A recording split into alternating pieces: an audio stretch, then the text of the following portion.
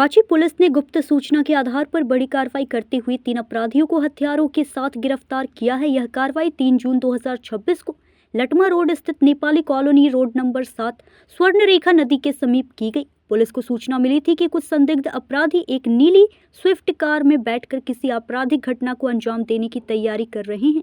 सूचना मिलते ही police team ने मौके पर पहुंचकर घेराबंदी की और तीनों आरोपियों को धर दबोचा। तलाशी के दौरान उनके पास से एक देसी लोडेड पिस्टल, एक मैगजीन, 6 जिंदा कारतूस, 2 टांगी और एक लोहे का बेसबॉल स्टिक, एक लकड़ी का बेसबॉल स्टिक, 5 मोबाइल फोन और एक टैब बरामद किया गया। पुलिस ने अपराधियों की स्विफ्ट कार को भी जब्त कर लिया है। मामले में आगे की जांच जारी है। रांची पुलिस की जो मल्टीपल टीम्स है उसमें हमारी जो इंटेलिजेंस की टीम है उसके द्वारा कुछ लोगों पर नज़र भी रखी जा रही थी और इसी क्रम में कुछ जो जिनका पूर्व का आपराधिक इतिहास रहा है उन लोगों के ऊपर भी लगातार रांची पुलिस की जो टीम्स की अलग अलग जगह पर नजर रखी है। इसी क्रम में एक व्यक्ति हैं सुमित मिन्स नाम के, जिनका नाम है सुमित मिन्स उर्फ लेवेंडर।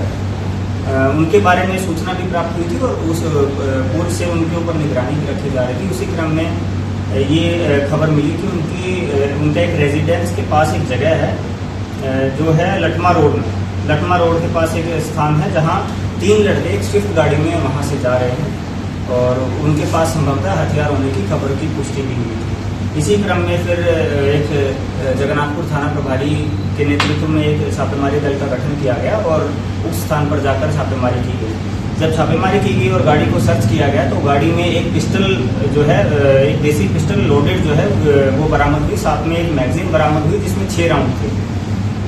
फर्दर जब सर्च किया गया तो गाड़ी के अंदर 2 कुल्हाड़ी और 2 बेसबॉल बैट भी उसी गाड़ी के अंदर मिले हैं और जब उनके बारे में आगे पूछताछ करी गई तो ये भी पता चला कि सुमित उर्फ लेवेंडर जो है उनके विरुद्ध पहले से 4 केस का आपराधिक इतिहास है उनका, जिसमें वो 2 बार आर्म्स एक्ट के केस में जेल जा चुके हैं।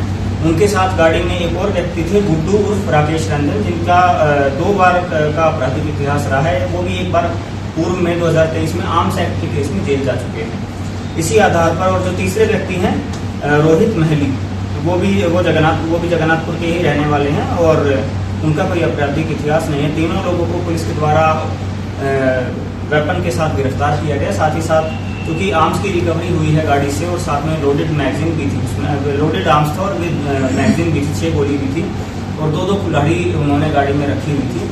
तो संभवतः उनका आगे कोई प्लान था कि कुछ ऐसे क्राइम कमिट करने के लिए और अगर ज़्यादा एस्केलेट होता तो वो वेपन्स इसका पिस्टल का यूज़ करते और अगर एस्केलेट ज़्यादा नहीं होता तो उसका उन्होंने एज अल्टरनेट ऑप्शन ये कुल्हाड़ी और ये जो है बेसबॉल बैट ये रखा हुआ था। तीनों को गिरफ्तार करते हुए जो है न्यायिक अभिरक्षा में भेजा जा रहा है। टोटल जो रिकवरी है हमारी वो एक देसी कट्टा, एक देसी पिस्टल, एक मैगजीन, 6 गोली, जो मारुति स्विफ्ट कार है जिसका रजिस्ट्रेशन नंबर 3458, वो लोहे की 2 कुल्हाड़ी, एक लोहे का बेसबॉल बैट, एक लकड़ी का बेसबॉल बैट और 5 मोबाइल और एक टैब, इन सभी सामान को सीज किया गया है और तीनों अभियुक्त हैं इनको न्यायिक अभिरक्षा में पुलिस के द्वारा भेजा गया। ऐसे इन्होंने हथियार को सोर्स किया था।